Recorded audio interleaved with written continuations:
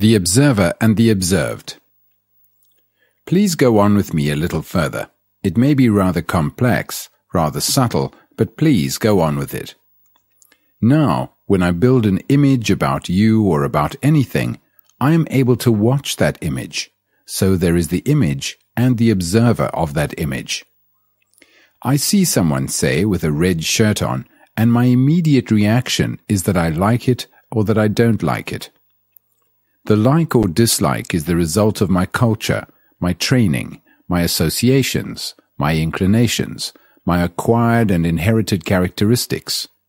It is from that center that I observe and make my judgment, and thus the observer is separate from the thing he observes. But the observer is aware of more than one image. He creates thousands of images.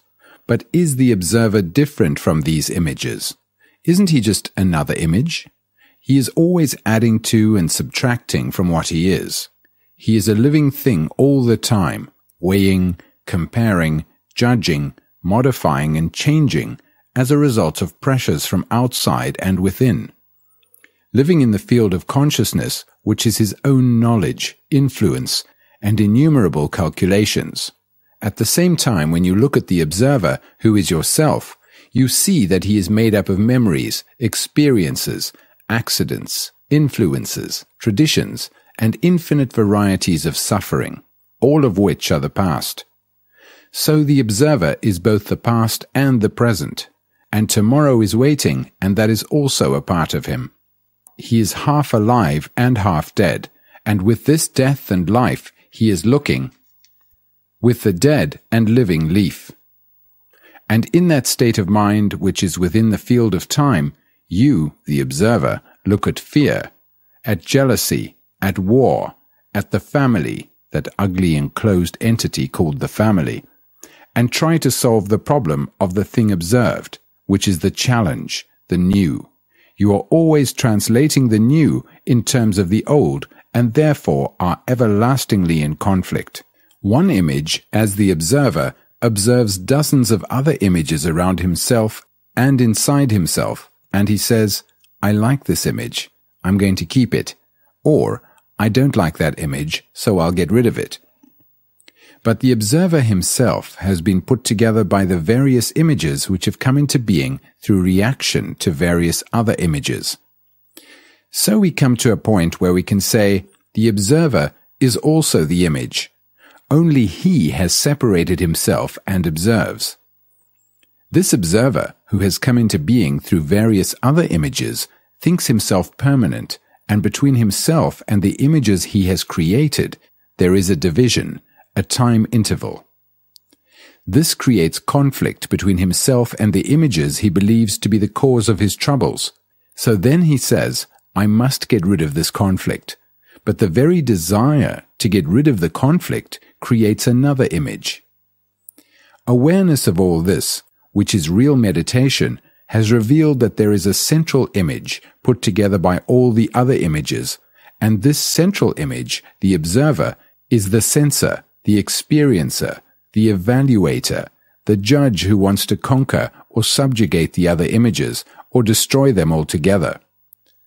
The other images are the result of judgments, opinions, and conclusions by the observer, and the observer is the result of all the other images. Therefore, the observer is the observed.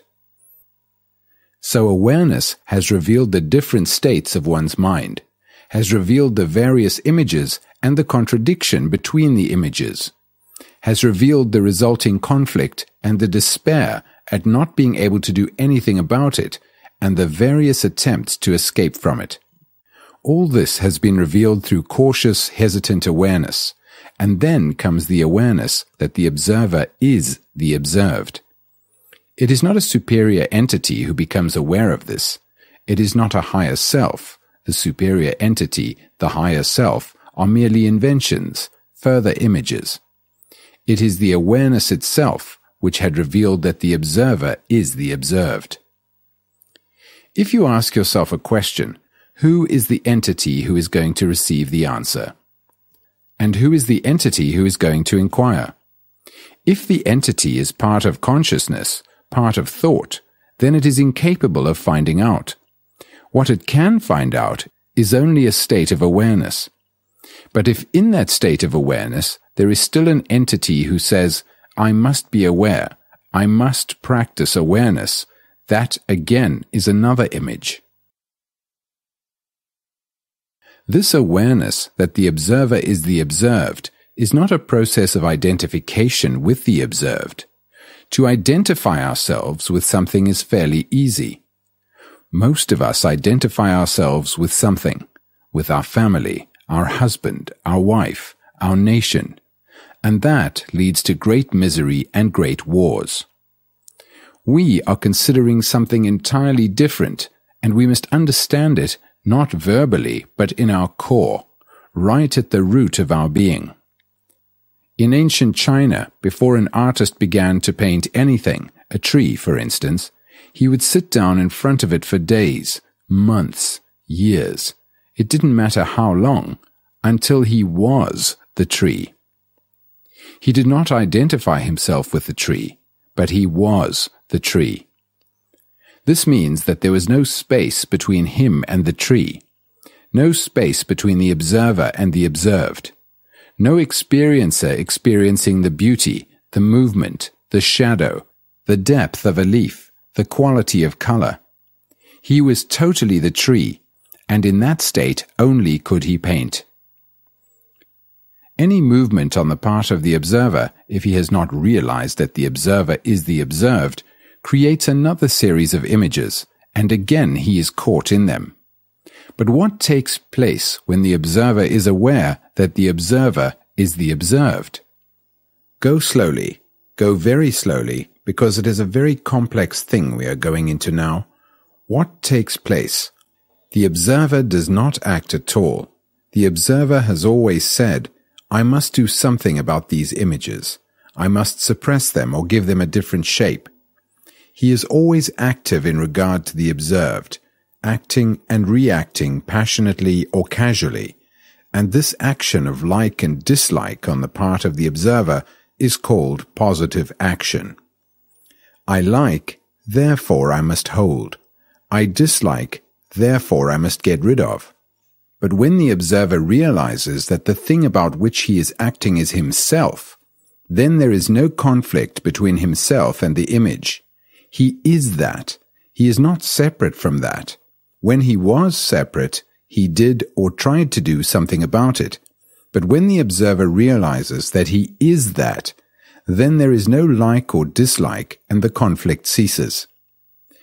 For what is he to do? If something is you, what can you do? You cannot rebel against it or run away from it or even accept it. It is there. So all action that is the outcome of reaction to like and dislike has come to an end.